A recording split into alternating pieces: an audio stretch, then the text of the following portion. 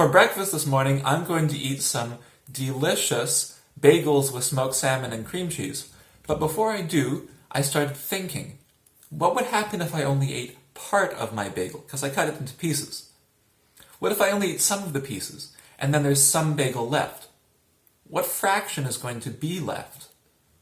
I'm not sure if I know how to answer that question yet, but let me show you what I mean. As you can see, I've got this bagel here, and I've cut it into fourths or quarters, and what I'm trying to figure out is if I eat a few pieces of it, what fraction of the bagel will be left? And that's a subtraction question. We've never talked about how to subtract fractions before. So that's what we're going to do today, and then once we learn how to do it, I'm going to try solving the problem. Before I solve the bagel problem on my table, I need to understand a bit more about how you combine and take apart fractions. Let's take a look at this example over here with two partially eaten bagels. By the way, all the pictures of bagels in this video were taken by Daniel Newhouse, and if you want to see more of the article that he took them for, take a look at the link under this video. So I have two marble rye bagels over here, or at least I used to, but they were eaten. And so on the left I only have 1/4. How do I know? Because it's broken into 4 pieces and there's one left. And in the middle I have 2/4. How do I know? Because it's broken into 4 pieces and there are 2 left. And what am I going to do? My idea is I want to put them all on one plate. So I'm going to move them and put them together. When I'm putting things together, that's adding. So really what I'm saying is 1/4 plus 2/4 equals, well, what does it equal? Let's find out. Move that one, put them together. Oh my gosh, it's almost as if they belong together.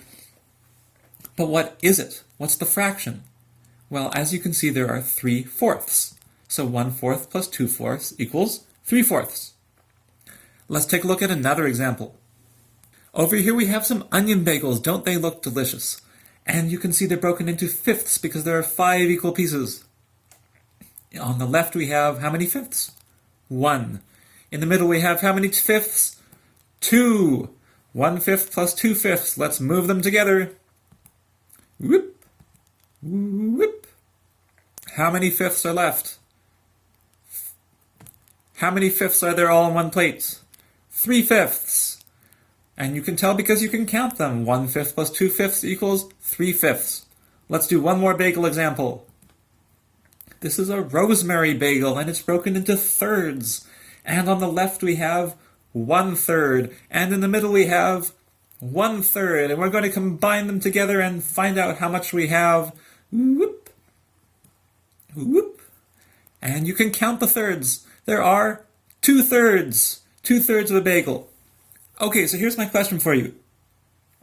What did you notice about adding fractions? What changes? What stays the same?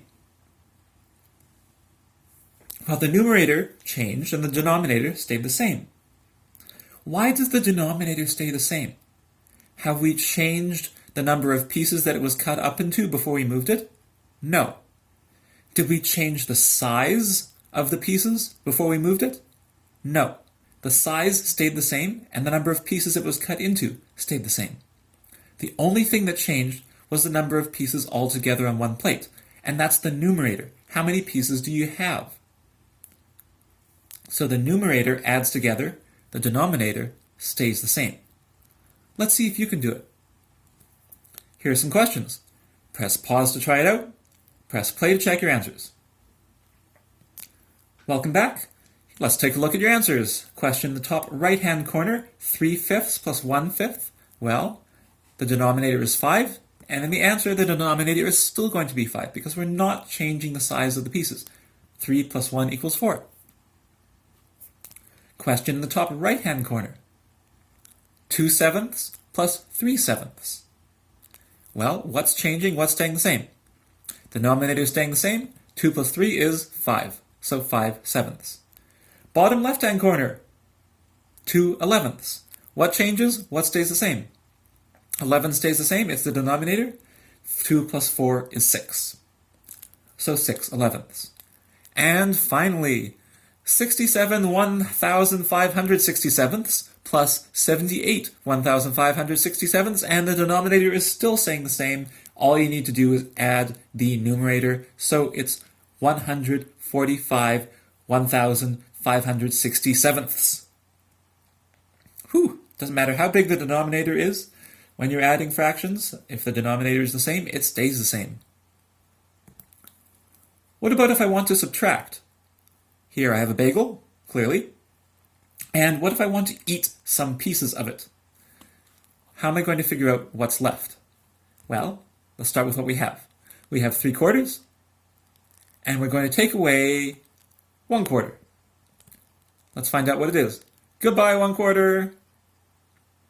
How many quarters are left? Well, I can see with my eyes there are 2 quarters left. Next question. Here's our onion bagel again, and it's divided into fifths. How many fifths? 1, 2, 3, 4. 4 fifths. And what happens if I take away 2 fifths? Goodbye, 2 fifths. What's left? Well, 2 more fifths are left. 4 minus 2 is 2. And here is our rosemary bagel. Is this a fraction? Well, no, it's a whole number, but you can represent any whole number as an improper fraction, in this case, 3/3. Okay, how much are we going to take away? Let's take away 1/3. Goodbye, 1/3. How many thirds are left? 2/3. What pattern do you notice? Well, it's the same idea as with adding. The denominator stays the same. The numerator is what you subtract. Now your turn. So here are some subtraction questions. Press pause to try them out. Press play to check your answers. Welcome back. Let's check your answers. Top left corner, we have 3/4 minus 2/4. And the answer is 1/4. The denominator stays the same. It's just the numerators that you're subtracting. In the top right-hand corner, we have 10 tenths. Subtract 2 tenths. And 10 tenths is the same as a whole, like a whole bagel. But you can represent it as 10 tenths. So 10 tenths minus 2 tenths, how many tenths are left? 8 tenths. Bottom left-hand corner, 12 fifteenths minus 7 fifteenths. And the answer is going to have the denominator is the same and the numerator is changing. 12 minus 7 is 5. And finally, and let's see if I can pronounce this, 99 8,381ths minus 32 8,381ths. And again, it doesn't matter what the denominator is, as long as it's the same, the answer is going to have it the same as well. You just have to subtract the numerator. But wait a second, Mr. Hurley, you say. What if the denominators in the two fractions aren't the same? Well, that's something you get to learn in grade 7, but if you want to try it now, I'll teach you. Here are some subtraction problems where the fractions have different denominators. In order to get them the same, we just need to find equivalent fractions. And you know how to find equivalent fractions because we've been working on that already. So all you need to do is look at one of the two fractions and say to yourself, how can I multiply this to make an equivalent fraction so the denominators are the same? And once they're the same, you can subtract. So press pause to try it out and press play to check your answers. Welcome back. Let's check your answers for the bonus questions. Question in the top left, 2/3 minus 1/6. Well, I'm looking at that denominator of 3 and thinking, oh boy, I can turn that into a denominator of 6 really easy. I just need to multiply by 2. And if I multiply the denominator by 2, I need to do the same to the numerator. 3 times 2 is 6. 2 times 2 is 4. 4 sixths. Well, 4 sixths minus 1/6, that's just 4 minus 1. And 4 minus 1 is 3.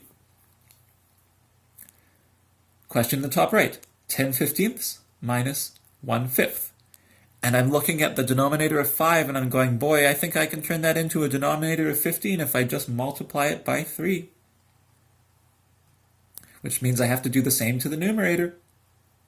So 1/5 is the same as 3 fifteenths. 10 fifteenths minus 3 fifteenths, that's just 10 minus 3. 10 minus 3 is 7, so the answer is 7 fifteenths. The denominator stays the same. And finally, in the bottom left-hand corner, we have 1/2 minus 3/8. And I'm looking at that denominator of 2, and I'm thinking, I can turn that into 8 if I just multiply it by 4. So I do. And then I multiply the top by 4. And 1/2 is the same as 4/8. And since I know that, I can subtract 3/8 from 4/8, which is just 4 minus 3. And 4 minus 3 is 1. Denominator stays the same, so 1/8. And that's how you add and subtract fractions. Now that we know how to subtract fractions, let's apply it to this situation. What's the fraction of the bagel that's left right now? Well, I've cut it into 4 pieces, 1, 2, 3, 4. And as you can see, all 4 pieces are on the plate. So it's 1 whole bagel, and 1 whole bagel is the same as 4/4 or 4/4. Now what am I going to do? Now I'm going to eat 1 of the pieces. So I have taken away 1/4. What's left? Well, we remember that when we're subtracting fractions, the denominator stays the same because the size of the pieces is not changing. The only thing that's changing is the number of pieces, and that's the numerator. That's the numerator, how many pieces are left. So, the answer to the question is 4/4 minus 1/4 equals, we're only subtracting the numerator, 3/4, which is exactly what we see on the plate. Adding and subtracting fractions is so much fun, especially when you get to subtract the fractions away from your plate and add them into your stomach. Anyway, I'm going to do some adding and subtracting fractions over here. I want you to complete page 220, that's page 220, in your Jump Math book, and then complete the online quiz when you're done.